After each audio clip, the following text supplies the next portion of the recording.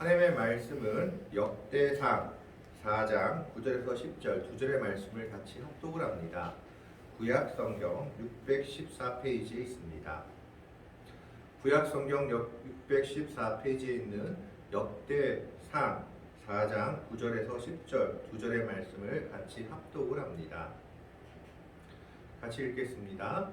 야베스는 그의 형제보다 귀중한 자라. 그의 어머니가 이름하여 이르되 야베스라 하였으니 이는 내가 수고로이 낳았다 함이었더라. 야베스가 이스라엘 하나님께 아뢰어 이르되 주께서 내게 복을 주시려거든 나의 지역을 넓히시고 주의 손으로 나를 도우사 나로 환난을 벗어나 내게 근심이 없게 하옵소서 하였더니 하나님이 그가 구하는 것을 허락하셨더라. 아멘. 오늘 이 두 절의 말씀은 야베스의 기도라고 우리에게 잘 알려진 말씀입니다. 10년 전인가 브루스 윌키스라는 미국의 목사님이 쓴 야베스의 기도라는 책이 한때 선풍적인 인기를 끈 적이 있었습니다. 우리나라에만도 50만 부 이상이 그 책이 팔렸다고 합니다. 그 책의 부제목이 뭐였냐 하면 야베스의 기도 해놓고 부제가 가로 열고 내 삶을 기적으로 채우는 기도의 원리였다. 기도의 원리라는 부제가 달려 있었다고 합니다. 그러니까 한마디로 이야기하자면 이 브루스 윌키스라는 사람이 야베스의 기도가 기적을 일으켰고 이 삶을 기적으로 채우는 기도의 원리를 배우면 우리도 야베스처럼 기도의 기적을 체험하고 우리 삶이 놀라운 기적으로 이루어질 것이다 하는 내용이었습니다. 물론 완전히 틀린 내용은 아니지만 너무 기도와 기복만을 강조하는 이런 신앙은 그 당시에 또 문제시 되기도 했었죠. 그렇다면 이 야베스의 기도에 대해서 우리는 이 기도하는 야베스 이 사람이 과연 어떤 상황에서 이런 일들이 나오고 있는지에 대해서 먼저 한번 생각해 봐야 될 것입니다. 역대기는 사실 어떻게 보면 포로에서 70년 동안 바벨론에서 포로 생활을 하다 돌아온 이스라엘 백성들에게 너희들의 조상은 이렇게 자랑스러운 왕들이 있었다라고 해서 다윗과 솔로몬을 중심으로 쓰여진 열왕기서다, 왕들의 이야기다라고 보시면 됩니다. 70년 동안 포로 생활을 하다 돌아온 이스라엘 백성들의 자긍심을 높이기 위해서 쓰여진 성경이다라고 볼 수 있다라는 겁니다. 그래서 역대상 1장부터는 누구의 족보부터 시작하냐 하면 유다의 족보, 다윗왕을 낳은 유다의 족보부터 역대상이 시작되고 있는 것을 보게 됩니다. 물론 아담부터 시작하지만 주로 누구의 족보를 중점적으로 소개하고 있느냐? 다윗 왕가의 족보를 소개하고 있습니다. 그래서 유다 중에서도 주류 가문이 다윗 왕가의 가문이었는데 그것이 3장까지 소개되어지고 있다가 4장에서는 비주류의 사람들이 소개되고 있습니다. 그렇기 때문에 야베스는 유다 지파긴 유다 지파였지만 다윗 왕가의 주류의 사람들이 아니라 비주류의 사람으로 우리나라 말로 말하자면 보잘것없는 가문에서 태어난 사람이었다라는 것입니다. 그런데 갑자기 역대기에서 보면 이렇게 족보를 소개하다가 9절 10절에 야베스라는 사람에 대해서 저자가 의도를 가지고 집어넣은 것으로 보입니다. 어디에서도 이런 일들이 없는데 역대상 4장 9절 10절만 야베스에 관한 기록이 갑자기 집어넣어져 있다라는 것입니다. 족보로 계속해서 점철되고 있다가 이 역대상에 나오는 족보가 5장 6장까지 7장 8장 9장까지 되어 있는데 이 중에서 갑자기 족보 외의 얘기가 들어온 것은 오늘 본문 역대상 4장 9절부터 10절의 내용입니다. 아마 이것은 저자가 어떠한 의도를 가지고 집어넣은 것으로 분명히 유추해 볼 수 있습니다. 그렇다면 저자의 의도가 무엇이었는지는 아직까지도 여러 성경학자들이 정확한 견해나 일치를 보지 못하고 의견을 내지 못하고 있는 상황입니다. 그런데 우리는 여기서 야베스라는 사람에 대해서 한번 살펴보고자 합니다. 9절 말씀을 보면 본문을 한번 틀어주시기 바랍니다. 9절 말씀을 보면 야베스는 그의 형제보다 귀중한 자다. 그의 어머니가 이름하여 이르되 야베스라 하였으니 이는 내가 수고로이 낳았다 함이었더라. 좀 전에도 말했지만 야베스라는 가문은 유다의 주류 가문이 아니라 비주류 가문, 보잘것없는 가문이었는데 거기에서도 그의 어머니가 이름을 야베스라고 지은 이유가 수고로이 낳았다라고 기록하고 있죠. 여기서 우리가 유추해 볼 수 있는 것이 있습니다. 야베스라는 이름을 그의 어머니가 지었다라는 겁니다. 원래 이스라엘 전통에서는 자식의 이름은 아버지가 짓게 되어 있었습니다. 우리나라도 마찬가지로 부모가 자녀의 이름을 짓죠. 장명소 가거나 아니면 부모가 짓거나. 이스라엘은 전통이 무엇이었냐 하면 아버지가 아들의 이름 그리고 자녀의 이름을 지어 주어야 했습니다. 그래서 세례 요한 때도 보면 세례 요한의 어머니가 엘리사벳이 요한의 이름을 요한이라고 하니까 주변 사람들이 다 묻죠. 내 친족 중에 이름이 없다. 그런데 왜 이렇게 하려 하느냐라고 말하면서 벙어리가 된 세례 요한의 아버지 사가랴에게 달려가서 묻습니다. 무엇으로 이름하겠느냐. 서판을 갖다 달라 해서 요한이라고 이름을 쓰니까 그때 사가랴의 혀가 풀리며 하나님을 찬송했다고 성경 기록에 나와 있습니다. 여기서 보듯이 이 당시 자녀의 이름은 아버지가 짓는 것이 이스라엘 백성들의 권리였던 겁니다. 그런데 오늘 본문 말씀에서는 이 야베스는 어머니가 이름을 지었다라고 기록하고 있습니다. 그의 어머니가 이름하여 이르되 여기서 우리가 유추할 수 있는 것은 아마 야베스는 아버지가 없거나 있어도 별로 도움이 되지 않는 사람이었던 것으로 생각이 됩니다. 집안에 해를 끼치는 사람이었든지 아니면 아버지가 일찍 돌아가셨든지 아버지가 제대로 아들의 앞길을 도와줄 수 없는 형편에 있었던 사람인 것으로 추측이 됩니다. 그래서 그의 이름을 어머니가 지었다라고 기록하고 있습니다. 불우한 환경에서 태어난 사람이었던 겁니다. 그러면서 그 어머니의 이름이 즉 야베스라고 지었는데 야베스라는 뜻이 우리는 좋은 뜻으로 알고 있지만 고통이라는 뜻입니다. 고통이라는 뜻이 야베스라는 뜻인데 그 야베스 고통이라고 지은 이유에 대해서 그 어머니가 이렇게 얘기하고 있죠. 이는 내가 수고로이 낳았다 함이었더라. 야베스를 낳을 때 아주 힘들게 낳았던 모양입니다. 난산이었든지 아니면 환경이 너무 어려운 상황에서 애를 낳다 보니까 어렵게 낳았다 하든지 어쨌든 야베스라는 이 사람을 낳는 것이 결코 순탄치 않은 과정을 거쳤음을 알 수 있습니다. 그러니까 어머니가 이름을 지었는데 뭐라고 지었느냐? 보통 이스라엘 백성들은 이름을 지을 때 열방의 아버지 아브라함처럼 복을 주는 이름을 짓는 것이 관습이었습니다. 그럼에도 불구하고 이 어머니는 야베스를 고통이라고 이름 지었던 겁니다. 그만큼 이 아이를 낳는 과정이 힘들었던 것이죠. 너무 힘들고 어려워서 그 어머니는 이 아들의 이름을 야베스라고 지었습니다. 이 아들은 자기 이름을 들을 때마다 좀 힘들었을 겁니다. 고통아 고통아 하고 자기 이름을 부르는 어머니의 말을 들을 때마다 그의 가정 형편이 유복하지도 못했고 그리고 정말 힘들었던 과정을 거쳤던 것으로 보여집니다. 뿐만 아니라 그는 형제들이 몇 명 있었던 것으로 보여집니다. 그래서 9절에 야베스는 그의 형제보다 귀중한 자라고 이름하고 있죠. 이렇게 어렵고 힘들고 보잘것없게 태어난 야베스였지만 그는 결국 그 모든 과정들을 이기고 자신의 다른 형제들보다 소중한 존귀한 자가 되었음을 이야기하고 있습니다.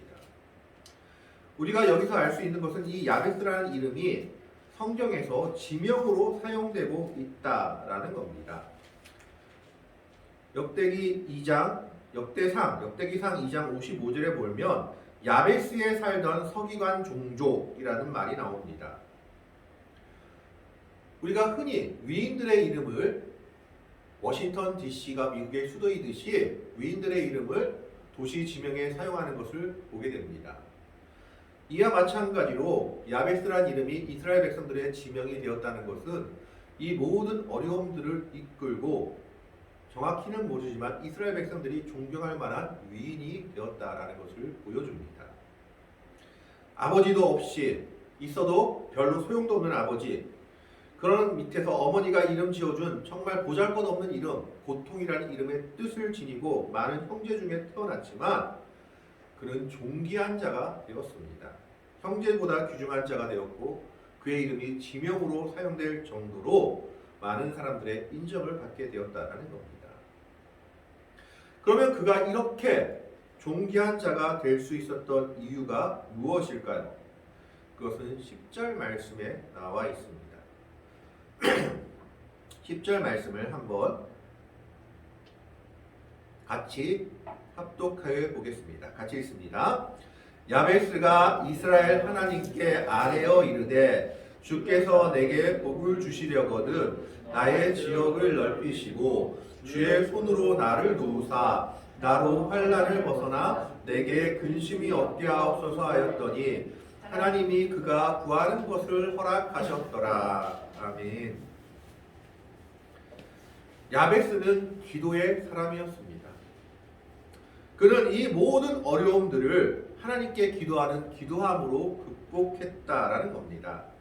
오늘 본문 10절 말씀에서 야베스가 이스라엘 하나님께 아뢰어 이르되 했을 때 이 아뢰다라는 말은 이야기하다, 구하다는 말이 아니라 간절히 부르짖었다라는 원어의 뜻을 가지고 있습니다.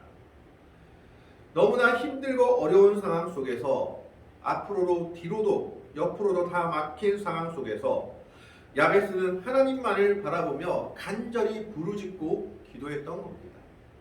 그의 형편을 이기기 위해서 그의 어려움들을 극복하기 위해서 그가 할 수 있었던 것은 단 한 가지, 하나님께 매달리며 하나님만 의지하며 기도하는 수밖에 없었던 겁니다. 그래서 그는 그의 평생을 하나님께 간절히 기도하는 삶을 살았던 겁니다. 그게 야베스의 모습이었습니다. 정말 힘들고 어려운 삶을 살았지만 그는 간절히 하나님께 기도함으로 말미암아 그는 형제보다 존귀한 자가 되었고 그의 이름이 지명까지 되는 영광을 누리게 됩니다. 그러면 그가 간절하게 기도했던 것은 무엇일까요? 그는 두 가지를 기도했습니다. 10절 말씀을 보면 야베스가 이스라엘 하나님께 아뢰어 이르되 주께서 내게 복을 주시려거든 그는 복받기를 기도했죠.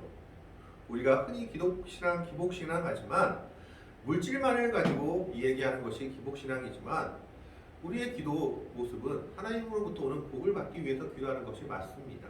저주받기 위해서 기도하는 사람은 없지 않습니까? 하나님께로부터 오는 복을 받기 위해서 기도했는데 이 복에 관한 기준이 그는 두 가지였습니다. 첫 번째가 주께서 내게 복을 주시려거든 첫 번째가 나의 지역을 넓히시고, 나의 지역을 넓히시고라는 말은 원어의 뜻대로 하자면 땅을 더 넓혀달라는 의미이기도 합니다. 그러나 여기는 더 깊은 의미가 담겨 있습니다.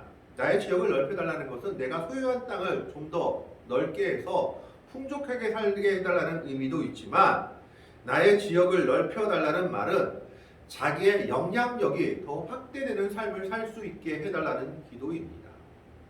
자기의 믿음의 모습이, 자기의 선한 삶의 모습이 자기의 모든 지경이 자기의 반경에서 확대되는 삶을 살고 이웃에게 선한 영향력을 끼치면서 살아갈 수 있는 모습이 그에게 있기를 원했다라는 겁니다. 물론 물질의 복도 기도했지만 물질의 복에 더해서 그는 그의 믿음의 선한 영향력이 더 넓어지기를 원했던 것입니다. 그러면 두 번째 기도 제목은 무엇입니까? 두 번째 기도 제목은 주의 손으로 나를 도우사 나로 환난을 벗어나 내게 근심이 없게 하옵소서 하였더니, 두 번째 기도 제목은 하나님의 도움으로 말미암아 환난 가운데서 구원받기를 기도했습니다. 그래서 근심이 없는 평안의 삶을 살기를 원했다라는 겁니다. 여기에서 유추해 볼 수 있는 것은 아까 9절에서도 말씀했다시피 야베스는 어렸을 때부터 힘들고 불우한 삶을 살았습니다. 오죽했으면 그의 어머니가 그의 이름을 야베스, 고통이라고 이름 지었겠습니까? 뿐만 아니라 그의 삶도 순탄치 않았던 것으로 보입니다. 그래서 그의 두 번째 기도 제목은 환난을 벗어나게 하여 주시옵소서. 이 고통 속에서 나를 벗어나게 하시고 근심이 없는 삶을 내가 살게 해달라고 기도하고 있는 겁니다. 아마 이 두 가지 기도 제목은 그의 평생의 기도 제목이었을 겁니다. 그러니까 10절 말씀에서 우리가 유추할 수 있는 것은 그는 참 가난한 사람이었다. 또 한 가지는 그는 너무 어려운 환난 속에 살고 있는 사람이었다라는 겁니다. 그럼에도 불구하고 야베스가 잘한 것이 무엇입니까? 거기서 낙심하고 낙담하고 절망한 것이 아니라 하나님을 붙잡은 것입니다. 10절 말씀처럼 야베스가 이스라엘 하나님께 아뢰어 이르되 간절하게 부르짖고 기도함으로 말미암아 그 모든 상황들을 이기며 극복했다라는 겁니다. 그래서 두 가지를 기도했습니다. 복을 주시려거든 첫 번째 내 지역을 넓혀 주시옵소서. 두 번째는 환난을 벗어나 근심이 없게 하여 주옵소서. 그 결론이 무엇입니까? 하나님이 그가 구하는 것을 허락하셨더라. 아마 처음부터 허락했던 것은 아닐 겁니다. 그러나 그가 끝까지 하나님을 믿고 의지하며 간절히 기도했을 때 하나님은 그를 가난에서 벗어나게 하시고 그의 지역을 넓혀 주셨을 뿐만 아니라 그의 삶 속의 모든 환난 속에서 벗어나고 근심이 없는 평안한 삶을 살 수 있도록 허락해 주셨습니다. 하나님은 하나님의 백성들의 기도를 결코 외면하시는 분이 아니십니다. 힘들고 어려운 상황 속에서도 포기하지 않고 간절하게 기도하다 보면 하나님은 그 기도를 들으시며 응답하시는 분이십니다. 야베스의 삶이 그랬다라는 겁니다.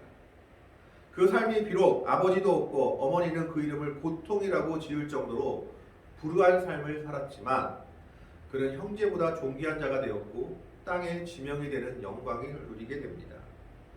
뿐만 아니라 그의 두 가지 기도 제목, 내 지역을 넓히시고 환난을 벗어나게 하시고 근심이 없게 해달라는 그 기도의 제목이 포기하지 않고 기도할 때 하나님은 그 기도를 들어주셨습니다.